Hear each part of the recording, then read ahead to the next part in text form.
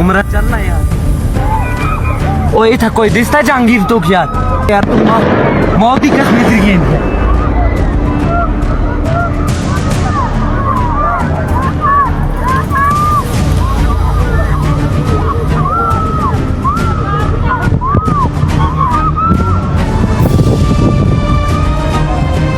आप बोले ना मुझे पर थी, क्या बोलते भेलपुरी खा रही थी, मेरा पति साइड में था, एक इंसान आया उसने उसको गोली मार दी। यहाँ पे उसने बोला कि ये शायद मुस्लिम नहीं है, उसने उसको गोली मार दी। नहीं, आप टेंशन मत लो। अब बेटा आप यहाँ पे रहो, हम साथ में।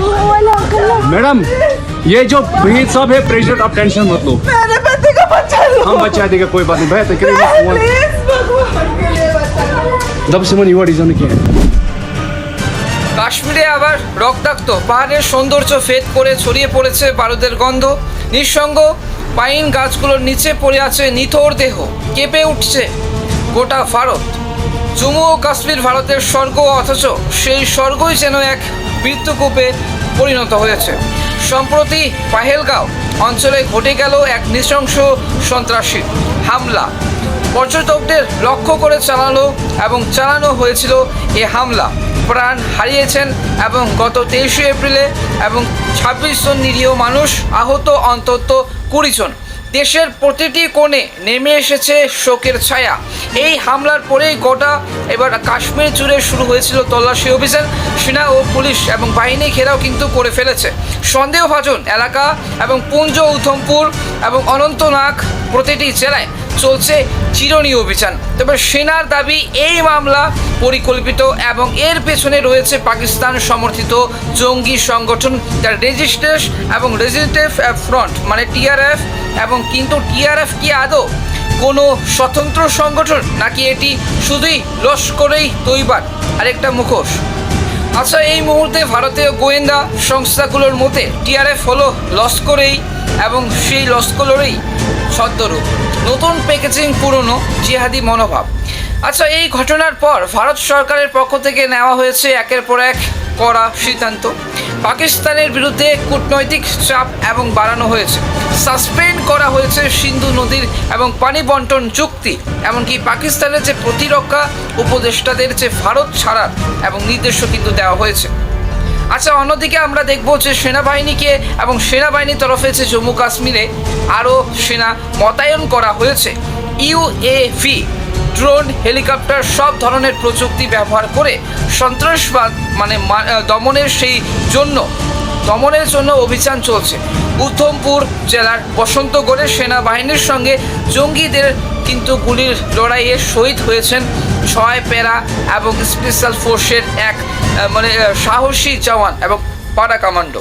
তবে এই যে ঝন্টু আলী শেখ, মুর্শিদাবাদের ছেলে, বাংলার গর্ব, তবে তার এই যে আত্মত্যাগ মনে করিয়ে দেয় যে কাশ্মীরের রক্তক্ষয় মানে কেবল সীমান্ত সংঘর্ষ নয়, তা আমাদের ঘরের ছেলেকেও কিন্তু কেড়ে নিতে পারে। আচ্ছা, এই 26 জনের নিহতের মধ্যে কেউ ছিলেন নতুন বিয়ে করে ঘুরতে আসা নবদম্পতি, আবার কেউ এসেছিলেন সন্তানদের নিয়ে এবং ছুটির আনন্দ করতে। মুহূর্তেই কিন্তু সব শেষ, হাসি, আনন্দ, ভবিষ্যৎ সব কিছু মুছে দিয়েছে এই জঙ্গিদের গুলি। একটা প্রশ্ন উঠছে, যে কি হামলার উদ্দেশ্য কি? এর পিছনের উদ্দেশ্যটা কি বা কারণটা কি? শুধুই আতঙ্ক ছড়ানো, নাকি জম্মু ও কাশ্মীরের শান্তি প্রক্রিয়াকে এবং ফন্ডুল এবং সে ধ্বংস করে দেওয়া?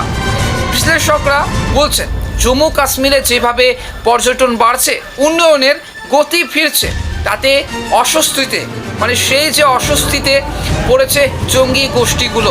পাকিস্তানও চায় না কাশ্মীর স্বাভাবিক হয়ে উঠুক, শান্ত থাকুক, কারণ শান্ত কাশ্মীর মানে তাদের রাজনৈতিক ও কূটনৈতিক কৌশলের ব্যর্থতা।